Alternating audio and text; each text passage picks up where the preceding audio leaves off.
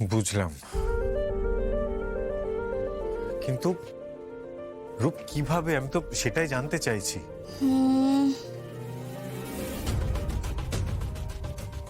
Idea, আমরা না কালকে এনআরআই কাপল সাজবো।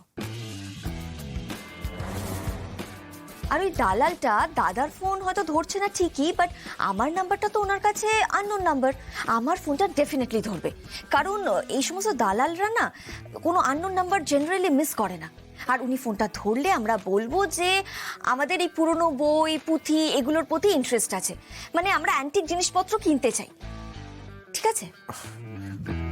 কিন্তু রূপ, তারপর যদি ও জানতে চায় যে আমরা ফোন নাম্বারটা কোথা থেকে পেয়েছি, তখন কি বলবে? আরে বাবা, বলে দেবো না, কিছু একটা বলে দেবো, কোনো রাজবাড়ি থেকে নাম্বারটা আমরা পেয়েছি।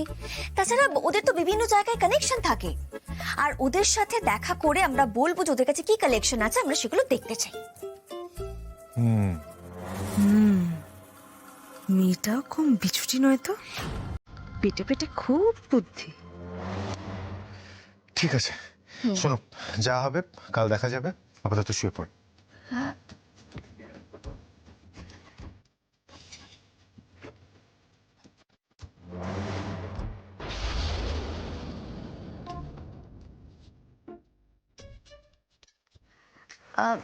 শোনো না, এখনই শুয়ে পড়বে? একটু গল্প করো না আমার সাথে। হ্যাঁ কৃষ্ণ, আবার সেই ফাঁদ, এই ফাঁদে আমাকে আর জড়িও না প্রভু। কি গো, কি আবার ভাবতে বসলে? করো না একটু গল্প। না রূপ, আমার মাথাটা ধরেছে। আমি আমি মাথাটা টিপে দিই? না, মাথা টেপার প্রয়োজন নেই।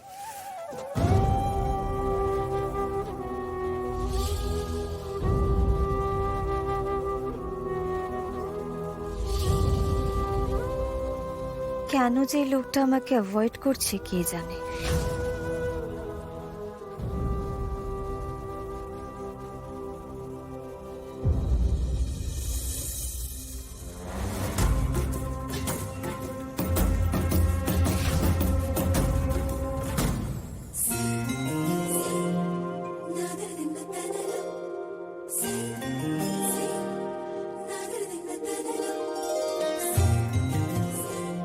ঘুমোলে যেন আরো বেশি সুন্দর লাগে মানুষটাকে।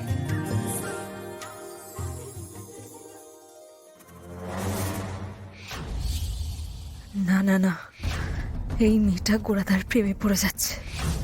আর গোড়াদার মতো মানুষের প্রেমে না পড়েও তো কোনো উপায় নেই। কিন্তু এই মেয়েটা হুবহু দিদির মতো দেখতে। গোড়াদাও যদি একসাথে থাকতে থাকতে এই মেয়েটার প্রেমে পড়ে যায়, না না, কিছুতেই না। কুন্তলিনী দাস থাকতে কিছুতেই হতে দেবে না। গোস্বামী বাড়িতে আবার অলৌকিক হবে। যেমন অলৌকিক ভাবে রূপমঞ্জুরি চলে গেছিল, তেমনই অদ্বিতীয়াও চলে যাবে আচমকা।